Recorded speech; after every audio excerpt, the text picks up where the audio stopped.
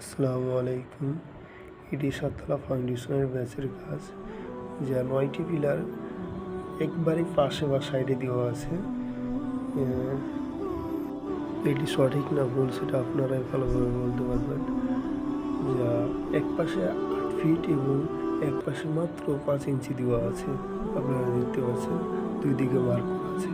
এবার আরেকটা দেখুন, আরেকটা আপনাদের দেখাচ্ছি ব্যাচ। এটা হচ্ছে একবারে মিডিলে দেওয়া আছে, যা এটা আমি সঠিক মনে করি।